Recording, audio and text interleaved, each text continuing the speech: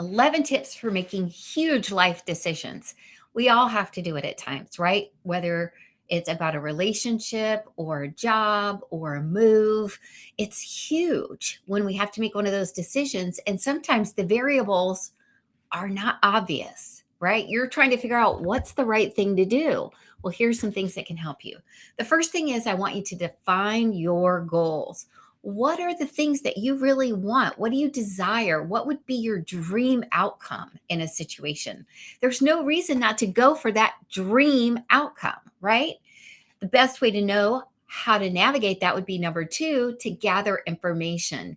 You simply can't move forward until you know all the facts. Let's say you're looking at a job. You need to know how much money you're going to earn. What are the benefits going to be?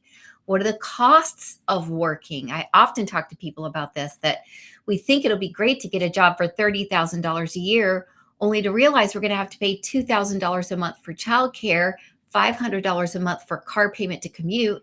We end up spending $500 a month on eating food out because we're at work, and it turns out working doesn't earn you anything. Now, if what you're looking for in that job is the satisfaction of being at that job, then boom, that's it all by itself.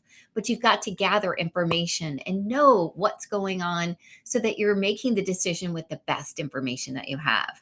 Next is to make a pro-con list. I know it might sound basic, but man, a pro-con list can really help you. One of the things that I've struggled with is, wishing for things that we know we're not in control of, right? Oh, I wish this was still happening, or I wish we were doing this. And the pro con list really helps me in those spaces, right?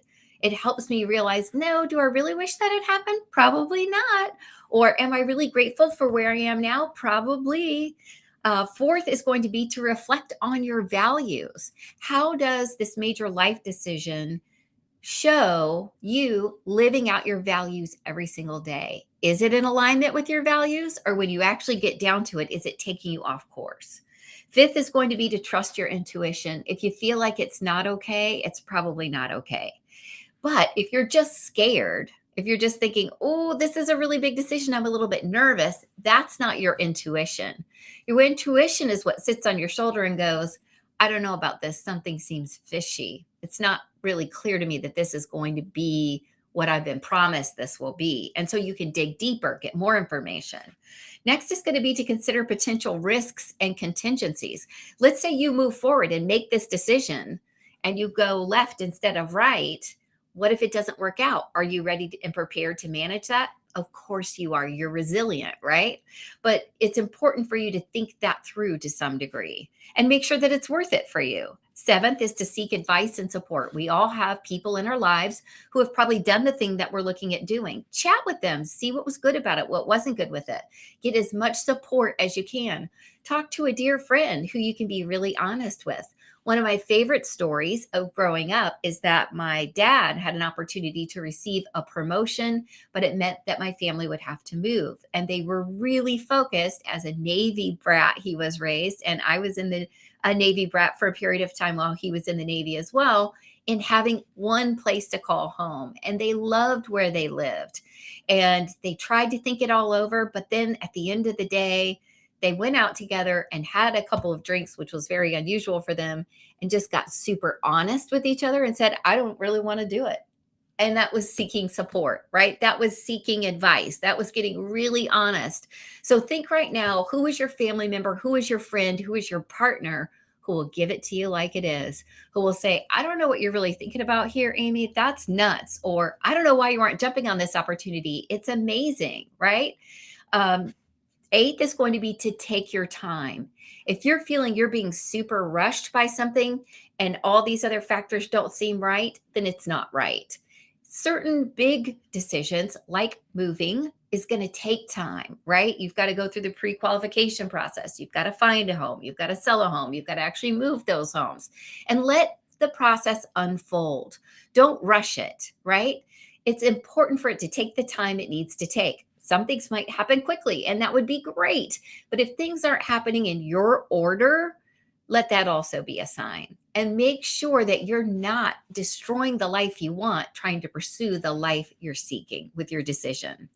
Next is going to be to visualize the future. What do you want it to look like? One of my favorite presentations that I ever heard was someone saying, when we talk about our future goals or dream about our future goals, we need to talk about, how does it smell? What does it look like? What does it feel like? What do you see every single day? So visualize, is this, let's say your major decision is to move. Do you love seeing yourself in your new location? Are you excited about it? It's cool to be unreasonable in your goals, right? I remember she was coaching us and she said, I traveled a lot for work. So I asked for a place near the airport that felt like it was in the woods, that was these things that were impossible when she listed them out, right? Even the person that was helping her find her place was like, are you crazy? That's not a thing. And guess what she found? Exactly that, because she visualized it. She knew, she saw where she would drink coffee in the morning. She saw what her commute to the airport would be like. She felt what her home would feel like. And so she made it happen. That's pretty cool, right? Next is going to be to embrace the uncertainty and risk. We've all taken risks and failed. It happens all the time. But somehow in our society, we've kind of demonized that. We've made it seem like if we're taking a risk, that's a bad idea. Well, I'm here to tell you to leap. If it is a risk worth taking, acknowledge the risk, be ready for the uncertainty, be ready to mitigate if there's a negative outcome, and rock and roll. Life is nothing without risks. And then last but not least, I want you to be prepared for change. I think one of the biggest things that COVID did for me is it made me kind of fold inward a little bit. I got more introverted. I got more used to a very basic routine and not going out as much as I used to, not seeing the friends I used to, not traveling the way I used to. And so it really made my world a little darker. And it's important, I think, for us to recognize that and then explode that. Be ready for change. Be ready for something new. Don't try to just always stay super safe, because that's not always where our joy is. And it's absolutely not always where we're meant to be. You were put here for a reason. Your purpose is important, and you may have to make some big decisions along the way. And sometimes those can be scary. So if you're trying to make a big decision right now, use these 11 tips and let me know how it works out. I know that it's going to be amazing, because that's everything you deserve. Have an amazing night. I'll see you back here tomorrow.